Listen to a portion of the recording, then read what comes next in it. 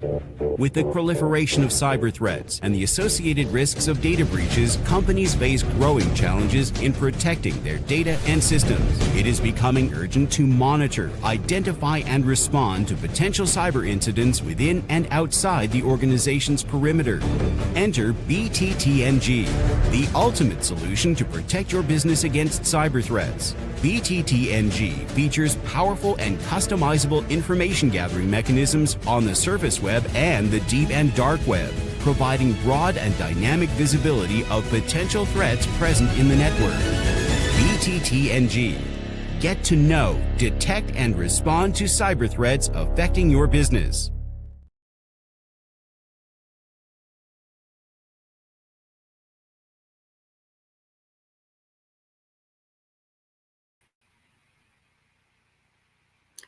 Hello, everyone. Thank you for joining us today on this important webinar, DBIR Highlights, Credential Leaks, Infostealers, Vulnerabilities, and AI. We are sponsored today by Apura BTTNG. We are the 7th year contributor to the Verizon Data Breach Investigations Report. I'm your host, Catherine Salami. We are also joined by other distinguished guests and security experts. Felicita Sandoval. She is the CEO and founder of Simplex. And we also have Jorge Orchilles, and he is from Verizon, Senior Director, Readiness and Proactive Security. And Moraes, he is our cybersecurity threat intelligence from Apura BTTNG.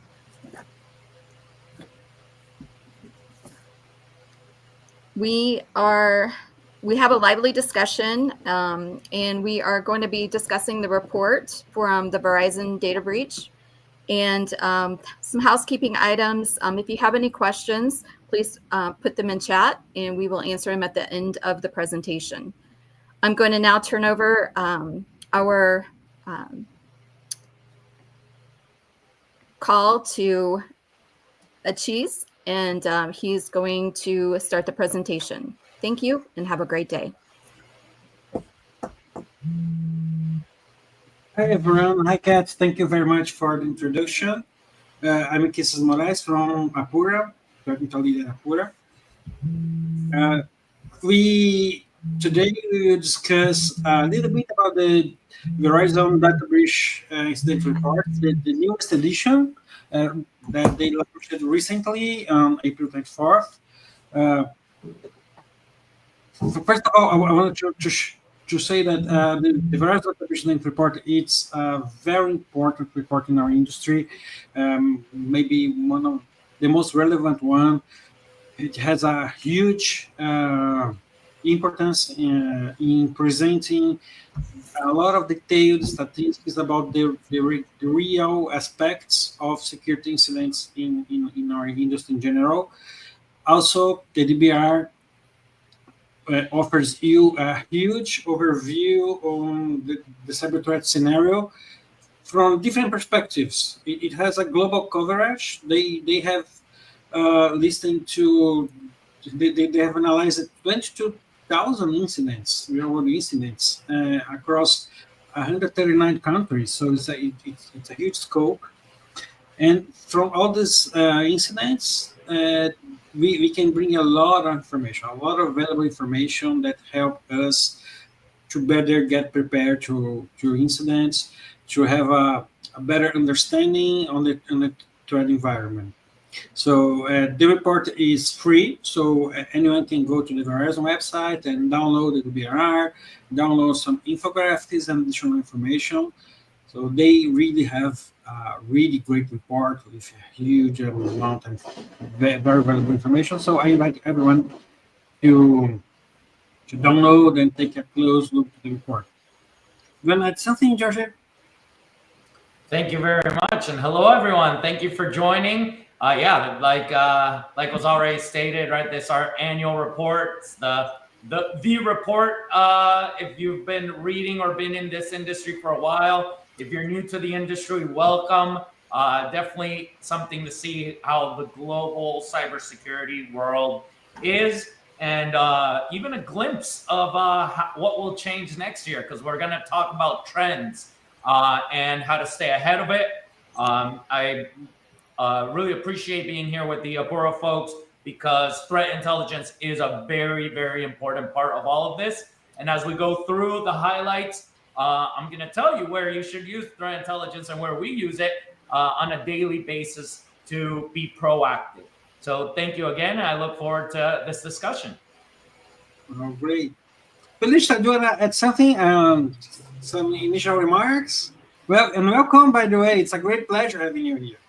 Thank you so much, and thank you for inviting me. I'm pretty excited to be here. And you guys said it well. I'm here to actually talk a little bit about a few use cases and to give my input on the policy session we should have in place, as well as the tools that are being used to actually cause these threats.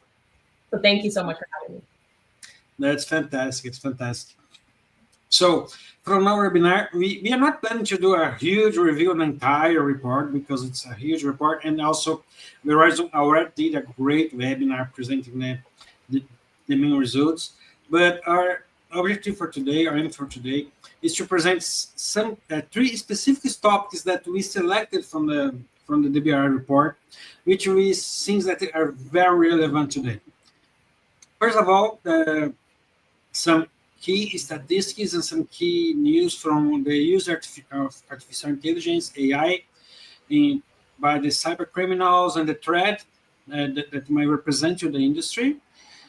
I also discuss a little bit about a new section that we got this year in the DBIR, discussing about the threat of infostealers, which, for who are not familiar with the term, infostealers are specific malwares built to steal information from the victims, usually and mostly user credentials and personal information as well, for sure. So the DBIR this year, they presented one new session just discussing the threat of the infostealers and the risk of credential abuse from credentials that were stolen from criminals. And last but not least, a key point from the past 1 or 2 years, the threat of vulnerabilities in the edge device. So we always had to work with vulnerabilities in our IT infrastructure, but now we are highlighting the threat in the edge devices or secure devices. So the devices that are supposed to protect us, they also have vulnerability, and they also present a threat to us. So we will discuss these three topics in the next hour. All right. So we start with artificial intelligence. Go ahead, Jorge. Yes. So the first one is AI and artificial intelligence, right? I know you've heard of this because it's all over the place. AI. Yeah, anyone that went to RSA conference definitely heard a lot about this last week. And yes, AI is here. They have slapped Gen AI on essentially everything we use, and it is making us more efficient, but it hasn't taken over the world yet. So again, AI has not taken over the world yet. In the 2024 Verizon data breach investigations report, we did see, and obviously we had to talk about Gen AI, but it was very little use of this by criminals. In 2025, we already had a small number of it. It's 2x more now. So it has grown, and it has grown for exactly the things that you can imagine. For example, a large language model, an LLM, is really good at language. Yes, language. So it has made it easier for threat actors that are not native speakers to your language to be able to write social engineer lures or pretexts, how we call it in the industry, to convince you to click on a link and maybe get caught by an info stealer and steal your credentials. We're going to get to that part on the credential stealers, but that is where we're seeing Gen AI today. it is way easier now for, let's say, a Russian-speaking threat actor that English might not be their primary language to say, write me an email that looks real and I want to send to this person, so they click on it. Back in the day, we used to teach that to catch social engineering attempts, look for things like poor grammar. Look for things like periods or commas used instead, right? In Brazil and Latin America, for example, we use commas in the numbering system instead of periods. Very quick catch that maybe they're not speaking your same language. LLMs have completely removed that from us. You are getting emails now that look better than the emails you would write yourself. That is how good they are, is because LLMs are really good at that language. And then the other thing that we're seeing is that instead of just writing one email, like, hey, click on this link because, an invoice is due, what we're seeing now is that with Gen AI, they're building a thread of emails. So the email you receive looks like it was forwarded to you by, let's say, your boss.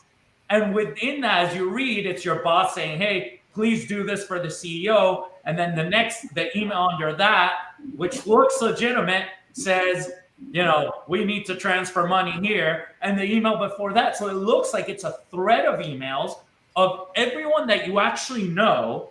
And it's coming from someone like your boss. So that is where we're seeing this grow today, right? And again, focus on data, on real data, not what's possible. Yes, AI will eventually find vulnerabilities we didn't know about, but not today.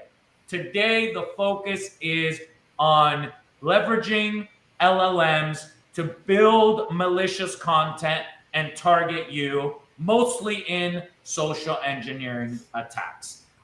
Felicia, did you have some stuff? Did you have something to add here? Yeah, I mean, I wanted to speak about and actually have a good conversation on this, because I don't know if you have heard of the tool Worm GPT, but it was one of the AI tools that came out that was trained on malware data and marked strictly for phishing and harvest credentials. So they were actually selling this in the black market. And back in 2023 is when we had about 1,500 buyers within the first week of actually launching that AI tool, that malicious AI tool. And what happens was that now people can actually write those emails that you're talking about perfectly, barely without detection. And that ties into the Verizon data breach report, where they talk about how doubling on AI-generated malicious emails over the past 2 years has been like one of the most top and crucial things that has been happening. And my thing is that it makes me question, why do malware attacks are decreasing? And I couldn't get, there was a cool graph that I saw before that I couldn't get that, but it's decreasing, but phishing attacks keep increasing. And my question is, it must be because of all of these malicious AI tools that are being created. They're actually creating impeccable emails, like phishing campaigns that are actually fooling and the AI tools that we have to catch phishing attacks. I don't know what you think about that. Yeah, that's a great point. So we did see Worm GPT and these malicious GPTs. I actually heard about those through threat intelligence, right? Because they were being sold in dark areas of the web that I normally don't go on. I rely on my threat intelligence providers to go and tell me. And they actually looked at it, and it was essentially a LLM that didn't have the guardrails that the ones that we normally use have, right? So if you go to ChatGPT today and say, hey, create some malware for me, it's not going to do it. You might do some prompt engineering there to try to get it to do it. But yeah, essentially there are threat actors selling access to these local LLMs that you could connect to through the internet that didn't have guardrails. And that's definitely straight, exactly what we're looking at here. So great point. Thank you for highlighting that. Yes, and indeed the main issue about the AI by using by malicious actors is that the AI, it lowers the entry barrier for the criminals. So you as I said, Jorge, you don't need to be very skilled professional to to write a malware anymore. You don't need to be a skilled criminal to write down a phishing email. By using AI, almost anyone can be a criminal nowadays. So it's really a huge threat for us. We have seen more and more criminals using AI, more and more sophisticated attacks that it clearly is being using AI to get it better. So I'm sure that almost everyone here in our audience have already seen some deep fake videos everywhere about propaganda or using for criminal gain, like for example, some sort of scam. We have one example that I want to highlight.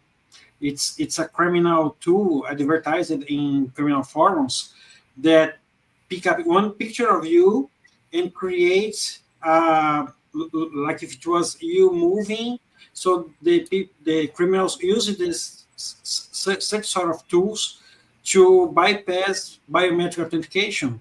So nowadays, most of the apps that we have for security reasons or for security authentication, they use biometric authentication, like video authentication, And by using such tools, you can inject the video into the mobile and to the application, and then you can bypass the biometric authentication, and it's all based in AI. It has been getting better every day, So this is something that we really have to take care. My guess is that in probably next year or so, it will be almost impossible to distinguish between a real video or a video built by AI. We will have a huge problem in the near future. Yeah, I agree. So these are the deep fakes, right? And we've talked about this quite a bit, right? Because you can call in and some systems actually allow authentication purely with your voice. So if you are a company that does that, you can't just use one factor like someone's voice. You need to do something that they know or some other method of authentication, right? Don't just rely on one. We've been saying this for years. But the other part is you personally, right? Our listeners. Something that you want to do is ensure with your family you have some sort of secret word, right? That if someone does call you and it sounds like your daughter or it sounds like your son or your aunt or your grandma or whatever it is, that you have a word to say, okay, authenticate yourself. Because the voice cloning is very good right now. You can go to 11 Labs, pay like $10, and with a minute of YouTube videos, be able to cover you. So just want to add that. But yeah, let's go on to the next one. Because they do it live. And they do the voice cloning live, But as we speak, I will speak with your voice instead of mine. It's crazy. Yeah, sorry, go ahead. Go ahead, Anchises. No, I was just going to tell you that if you think about it, because you mentioned actually Anchises and George, like you mentioned how these tools are getting even better in order to create these deepfakes. If you can now code without being a coder, like if you can code now without being a coder, which is called now vibe coding, right? Then you can actually create deepfakes without even knowing. You just use the tool, create whatever you want to create, and instantly you're going to have like a almost top-notch creation, which I think that's going to happen more, like you said, in 2 years. It's definitely lowering the barrier of entry for threat actors, and we'll definitely see that. I agree. And there's a second topic that the DBIR covers, which is very interesting as well. And Jorge? Yes, so this is using AI, and let me let you in on a little secret. We have lived through this before. Do you remember when cloud computing came out? Yes, of course you do. We are like, oh my gosh, people are going to start using this cloud thing and not tell us. And they did. They signed up for Salesforce.com without telling the IT team, right? You had entire businesses leveraging all this software as a service and not telling anyone, right? Shadow IT. Mm-hmm. Very similar things are happening with AI, right? And if you think that people in your organization aren't using AI or that you're trying to block it, we've done some work to try to do that, right? But they most likely are. And instead of trying to block it, your organization should be educating your folks on how to use it. Because what we found is that employees are using their corporate devices to access Gen AI that the employer doesn't know about. And when they do this without the correct knowledge, then they may be leaking information, right? If we go to the next slide, I think we have a couple of examples of this. Definitely the ones you want to hear about, or you probably heard about, right, is a Samsung employee pasted source code into ChatGPT, right? Hey, we just heard, like, yes, coding is a lot easier, but use the one that is approved in your organization. And if you don't have one approved, get to work, right? There's a whole bunch of them out there. Make sure you put in the guardrails that fit your risk appetite, but definitely educate your folks to not be leaking information. This whole pasting of confidential information onto a web app that's not hosted by you and you don't control is the other major thing we saw. Folks are doing this. We have to educate them that this could result in security breaches. Yeah, nowadays almost everyone uses Gen AI, ChatGPT, DeepSeek, and choose your name, Gemini. Choose the tool. Everyone uses almost on a daily basis, for our daily work as well. So if you're a programmer, you use an AI tool to check if your code is right, to help you debugging the code, for example. If you are a lawyer in your company, in the law department, you can use GPT to check if the contract is good, to help you review the contracts or whatever. So the fact is that 15% of our employees, as DBIR said, are using for work, sharing data from work. So we must have some guardrails to protect the company to not leak sensitive information by using such tools. Again, when you are using such tools, you are sending the information to the tool, to an external tool. So the information is out there, and we never know if the tool will use this information, your information, for anything else. So, for example, if I was a Samsung competitor, I would say, oh, I want to make this project similar to Samsung. maybe the ChatGPT will remember, oh, I have this code here, and then I help it. So we have to take a lot of care with this. Yeah, AI policy. A compliance process is very important, and AI policies fall into that. So everything, when you're bringing, because you were talking about shadow IT, George. So when you're bringing technology or services into your organization, you need to have, it starts with sourcing, by the way. So it starts with sourcing. Then someone in whatever part of the organization wants to use a tool. So you have to go through the vendor management process. And I'm sure we all have some sort of vendor management process. I hope so, in all of our organizations. So from there, we have to start thinking. Once we do our security due diligence questionnaires, once we review like their SOC reports and the reports that they have, so we can actually kind of like assess what is the risk levels that we're going to bring this tool into the workplace, then that's when you start assessing also what kind of access do they need? Who is going to have access to this? Why is it that we're using this tool? What is the benefit?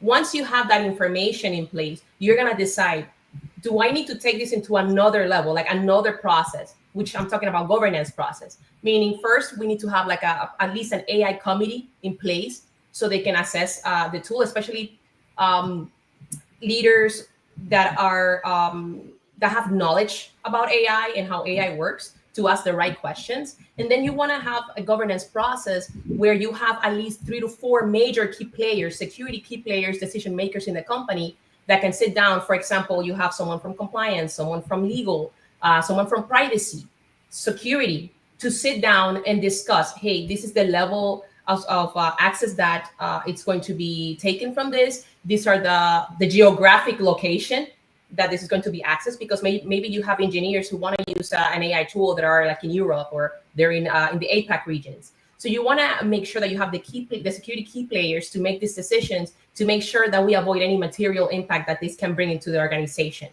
So I always advocate for governance processes, as well as always keeping in mind that vendor management, because if not, you are going to have a lot of like IT, shadow IT going on here. So I will call it AI shadow IT. And that's when policies come in place, when you actually create your AI guidelines, at least at the beginning, where you can say, hey, you can use these tools for this. These are the conditions, nothing else. Perfect.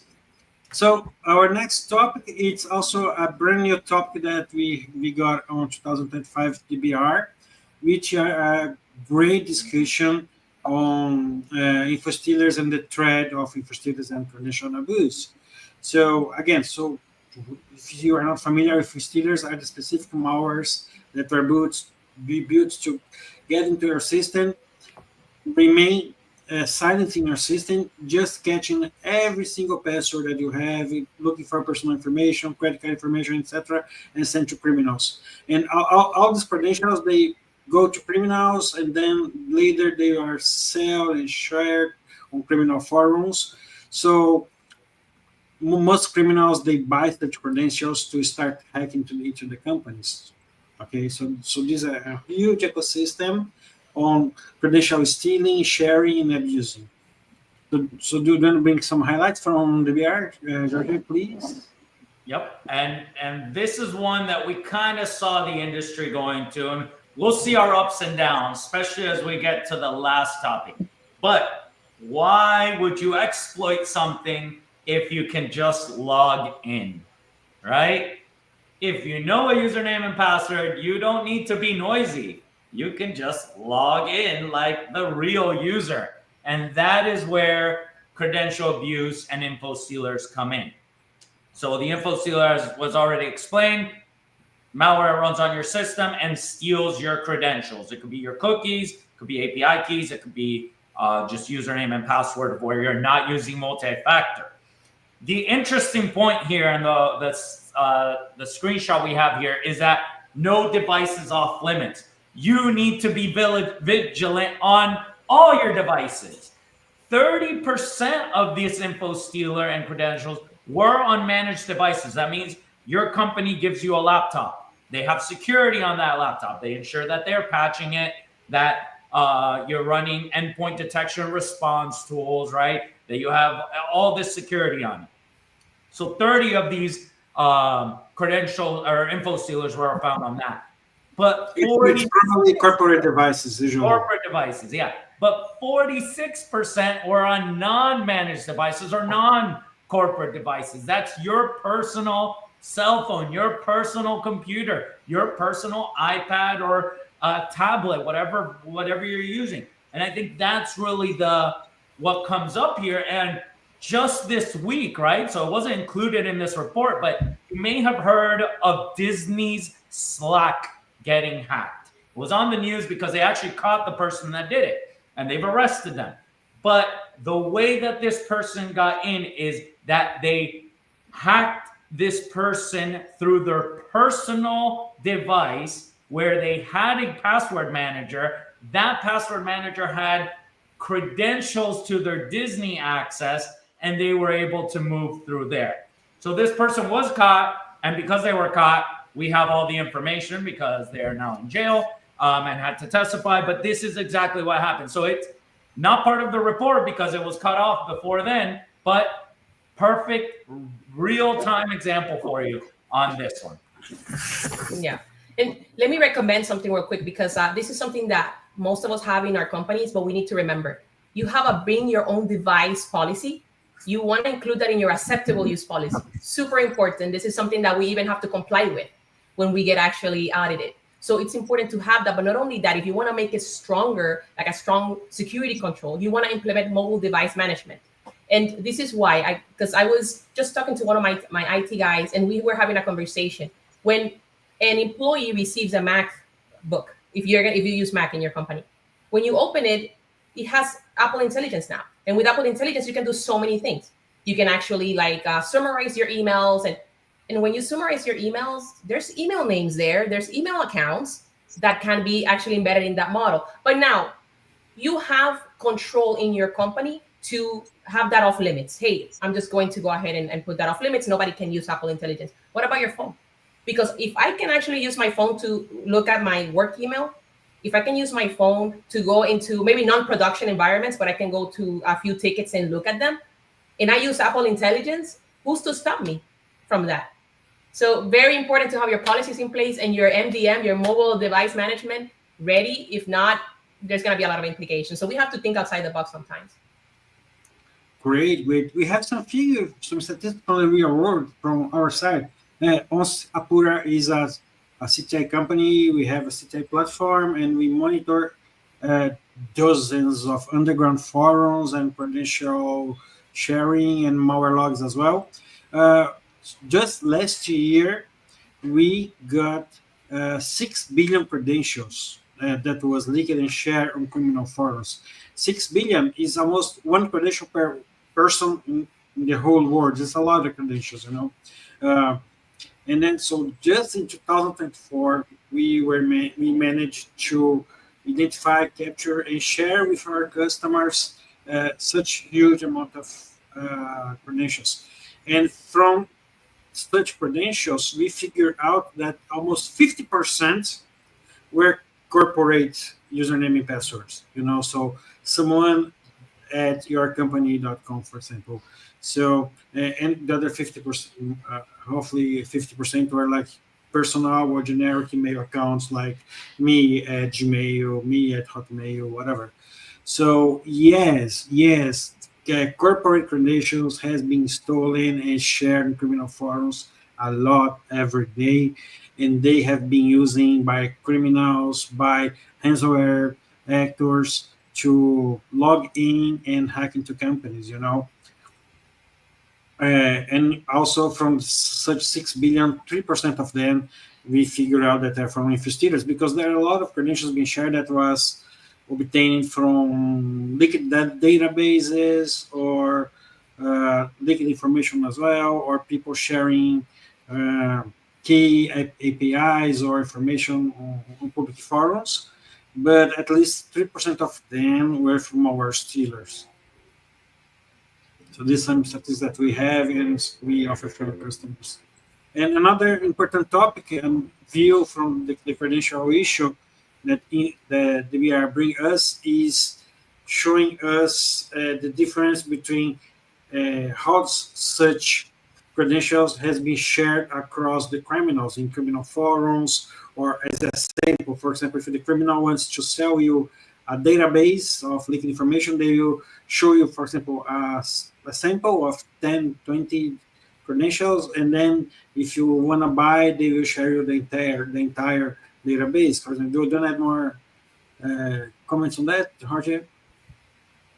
Yeah, so this is an interesting one, is where were the captured credentials from? And it kind of shows where we have invested in security, essentially. That's what it reads to me, right? And if you want to take a moment just to take a look at this graph, right? The lower part, the bottom, social media, is where most of the credentials were caught on, because that's probably where you have your least security, right?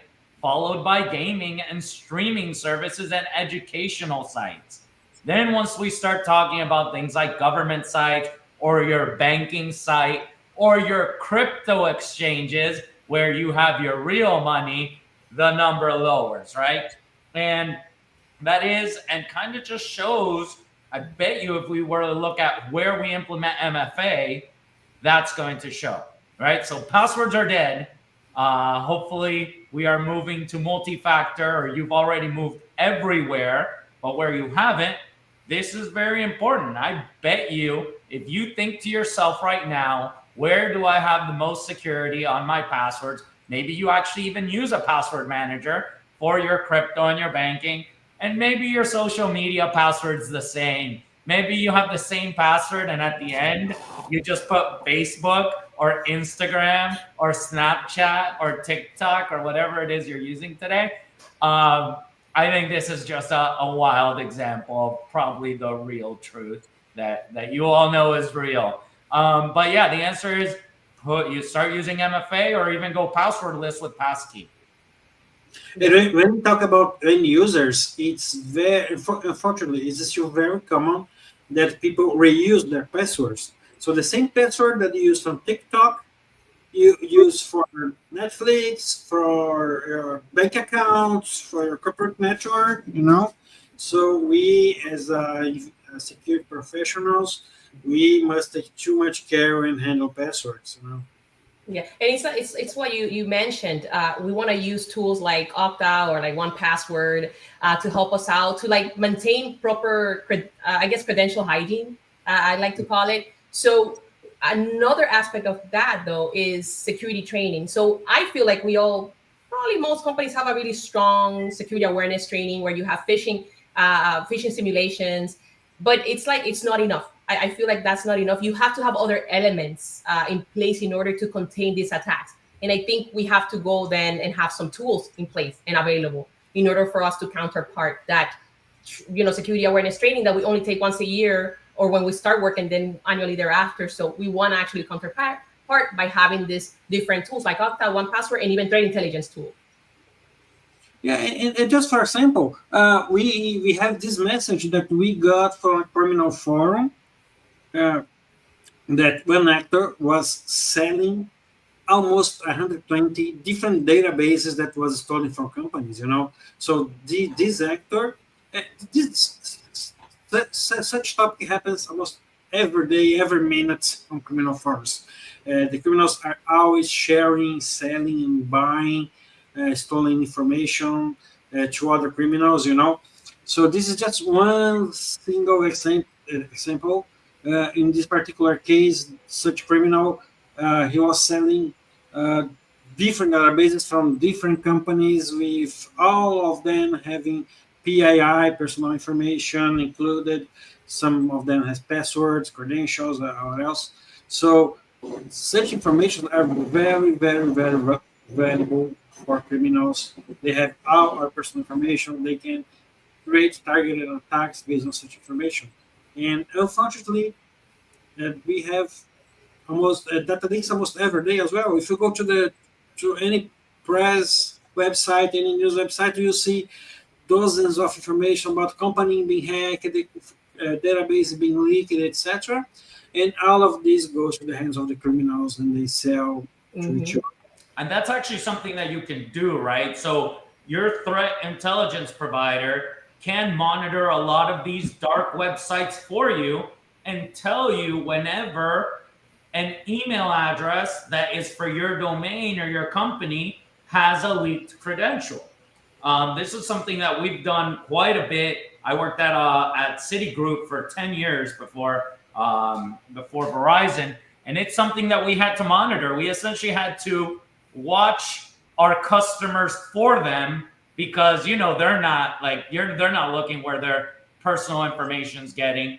You see some folks starting to do that, but for your company, you don't want a breach of or a credential leak of your CEO to get posted and sold online without you knowing about it. If you know about it, then you can tell your CEO, have them change their password, have them be more vigilant. So this is another cyber threat intelligence service that you should definitely look to have for protecting your organization. To add to that, now that you mentioned your previous experience, I also, when I used to work as an anti-money laundering analyst, I used to use also threat intelligence tools, and they helped me tremendously to tell the story of when the money was layered and when it was placed. But the threat intelligence will tell me the story of where if the people that I'm actually investigating, is there anything out there that I need to know? Is there anything out there that I need to know from the people that are sending this wire transfer money? So I think it's just a plus to have these threat intelligence tools to help you kind of piece out the story and really be more efficient. Yeah, that's perfect. That's perfect. And also, we have some additional information from the DBIR that is very interesting. Another new discussion that the 2005 edition brought to us, which is about the vulnerabilities in edge devices. We always been discussing about vulnerabilities in general, all the CVEs. We need to track the CVEs to fix vulnerabilities as soon as possible, to get exposed as low as possible, But now in this year edition of DBIR, we had a great discussion on vulnerabilities, on edge and security devices as well. The people who are supposed to protect us, the devices that are supposed to protect us, they are also vulnerable. Yep. And actually, we saw this uptick in 2024 and then again in 2025. And that was the shift back, because we have been doing this for 18 years, and exploitation and the exploiting of vulnerabilities used to be the way in. Now we talked about credentials. Now they're almost even between human factors getting phished and putting credentials and using credentials to log in, to vulnerabilities being exploited. From 23 to 24, we saw an 180% uptick. From 24 to 25, we saw an additional uptick to that. And there were two different things. The big anomaly in 2024 was the MOVEit vulnerability. MOVEit, you probably heard, it was the breach of the year. Back in 23, we reported on it in 24, and that was a edge server for transferring files. It was on the edge, right? And people gained access to that, and really what they were doing was extortion with it. They didn't do ransomware, they only did extortion. And then the last year, what we saw is the shift to breaching more per edge devices, but in particular, VPNs, right? We have all these folks working all over the world. You have a corporate device. You need to connect to your network, VPN in. Those VPN appliances had vulnerabilities, some that were 0-day, so some that we did not know about, and some that we just took a long time to fix. And that is probably the bigger problem, right? If it's a 0-day, we have to do a lot of work to figure out how they got in and detect them after the fact. But once a patch is released and it's an edge device like a VPN, you have to patch it quickly. You have to. On average, we had 32 days after the patch was released, already a known exploited vulnerability. A known exploited vulnerability, again, provided by threat intelligence. The threat intel is, hey, this vulnerability is being exploited. This is the patch.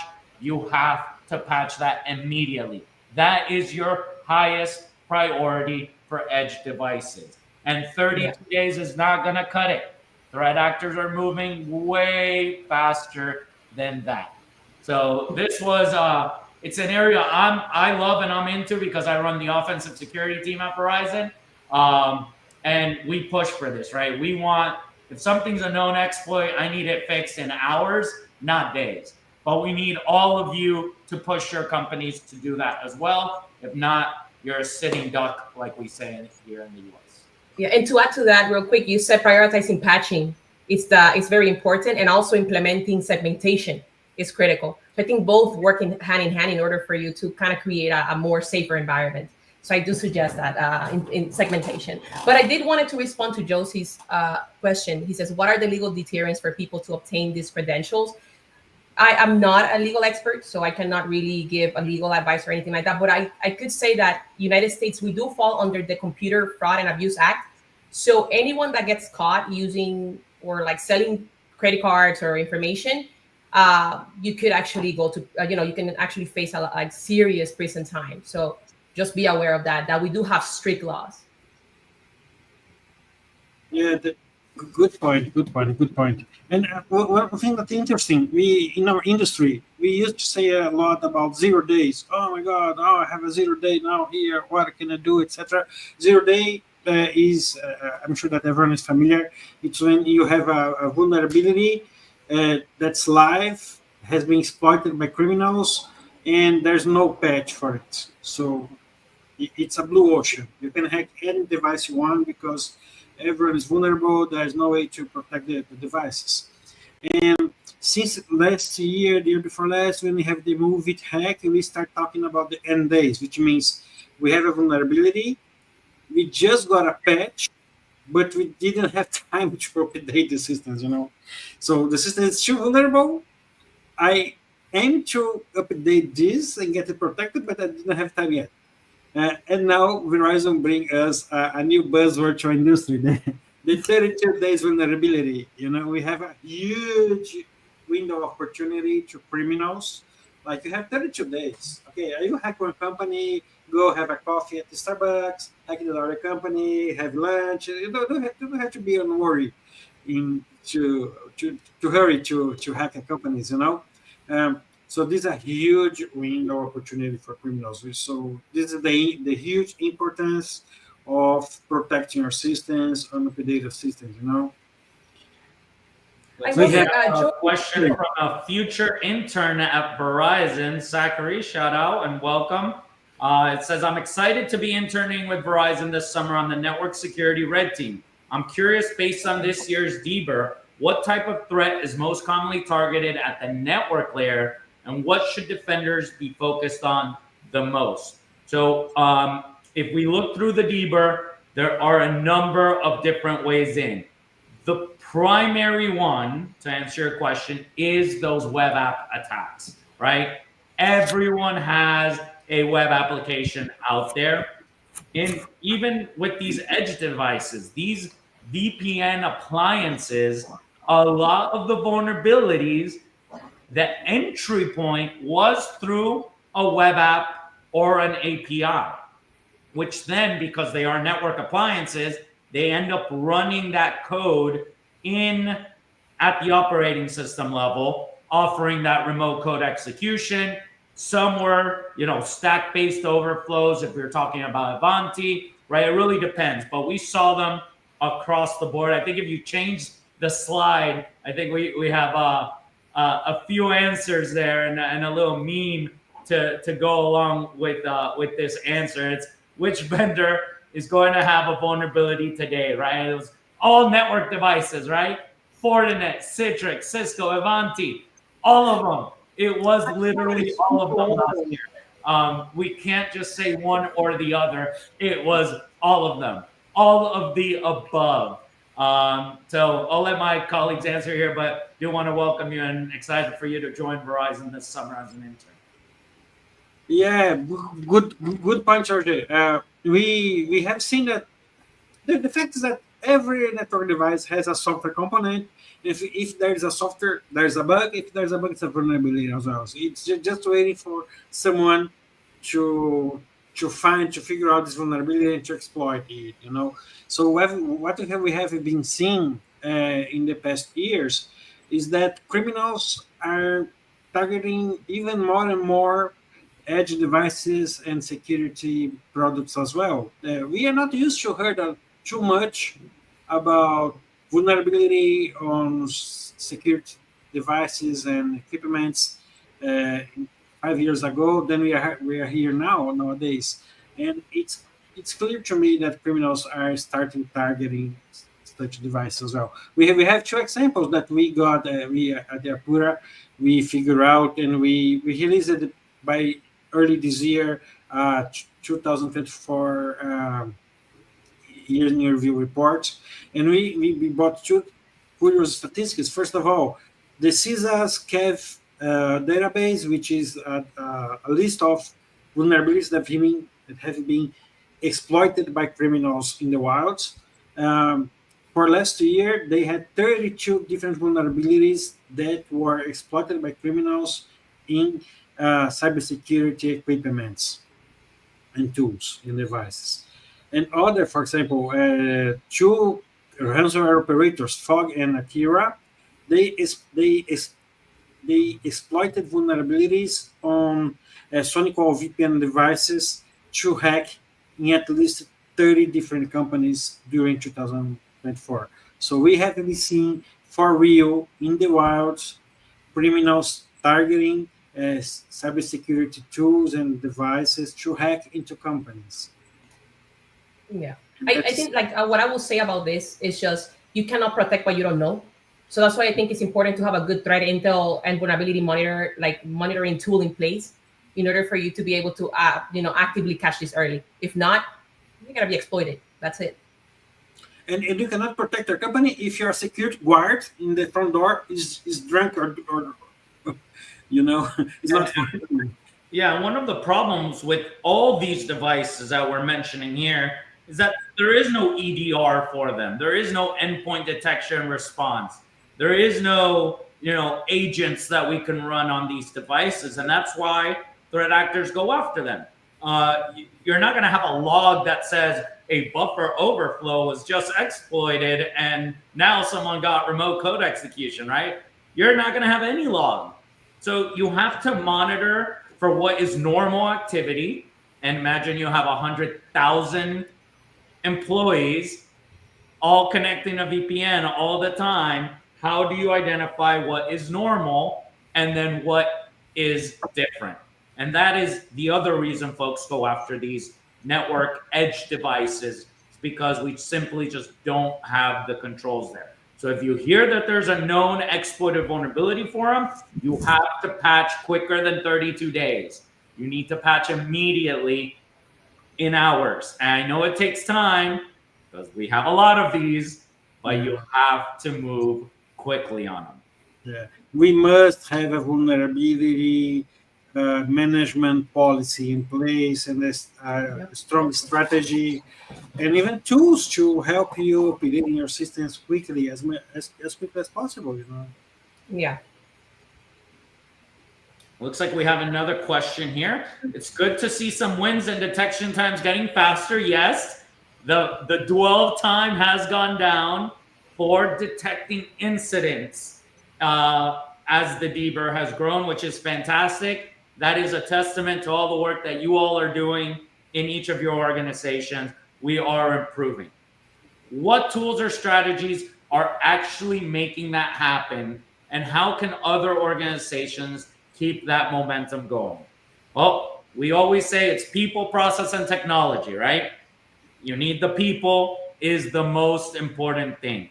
You need a culture that cares about this. And the more breaches we see, the more people are caring about this and don't want to be breached. People trained on knowing where to report that something is strange. I just mentioned on the network devices, you need to know what normal is, and all your users are essentially part of the blue team. They are going to be the first ones that are going to notice this app is going a little slower.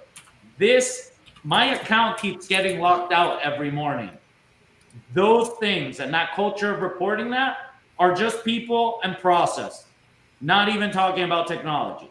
When we get to talk about technology, then yes, we did see the big shift from antivirus to endpoint detection response to aggregated logging to people leveraging threat intelligence to detect and use those indicators of compromises and those indicators of behaviors to detect and respond to these. So there isn't just one thing, right? I think it starts with people and culture, building those processes and leveraging all those tools available. I don't know if anyone wants to add to this question, but that was a really good question. And I'll just add. Sorry, go ahead.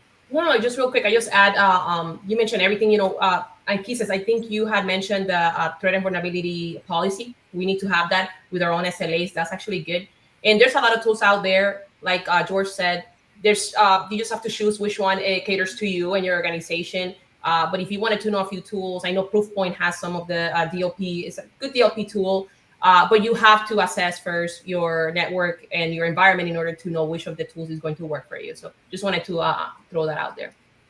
Yes, and we are not talking about rocket science. It's all about doing the best practices in the industry, because majority of the hacks, they are the consequence of poor user training or lack of MFA.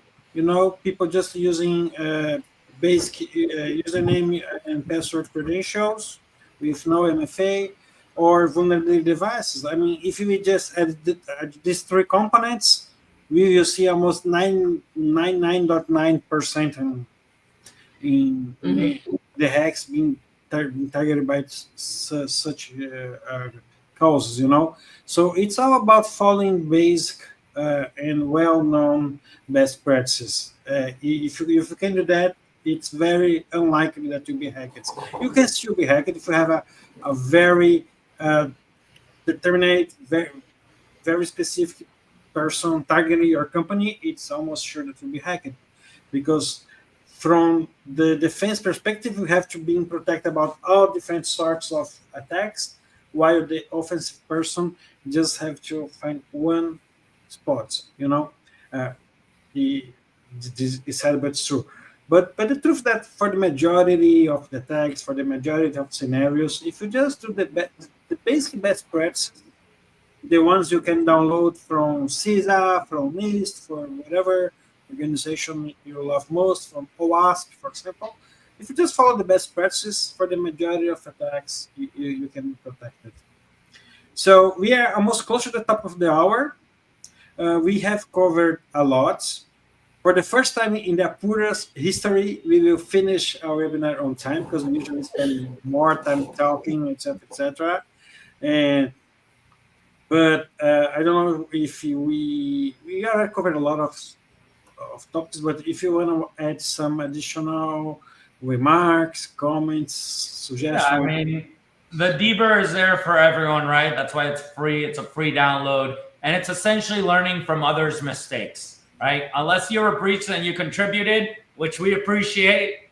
We appreciate Apura contributing as well. They've been contributors for many years, but we need to learn from the past to not make the same mistakes. And the fact that it's, these waves that come in when you feel like we've solved something and then it comes back, we have improved, as was mentioned, but there's still work to do.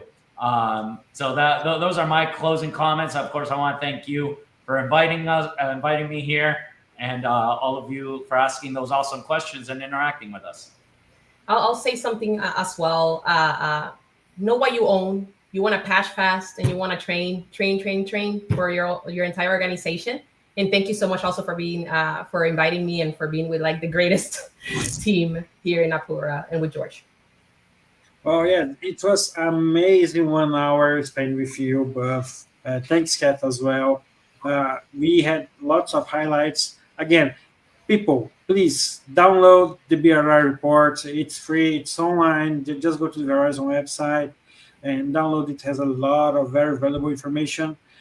From my perspective, when I first read the report, I really liked it. Such topics that we highlighted, like talking about AI, the real threat about AI, real statistics about the threat of AI, the effect of the credentials has been used, has been stolen, so we have to take too much care with an Infostealers threat, and also the vulnerability on security and edge devices. We can't have a good protection if such devices are vulnerable as well. And criminals are always looking for a way to hack into the companies. So again, thank you very much. Download the DBIR. Use CTI threat intelligence to help you to stay ahead of the threats. Use sunscreen. And I don't know if you can add something. Please. Yes. So this is Catherine Salami, your host, and I just want to thank everyone, our esteemed guest, Felicita, Jorge, and Anchises, for participating in this lively discussion. Thank you to our participants, and make sure you check the chat. We've included the LinkedIn profiles for each of our special guests today who's on the conversation. If you have any other questions, please put them into chat, and we will try very hard to get those answered for you. And we just really appreciate your time today, because we know that you're very busy as security professionals or people who want to gain knowledge. And again, we thank you here at Apura, and please reach out if you have any questions. We are always here to answer and always available for any questions. As Felicita had said, there's, we don't know what we don't know. So it's important for you to ask. And we would just, love to participate in, any of your thought process or try to help you within your organization. So thank you. Thank you.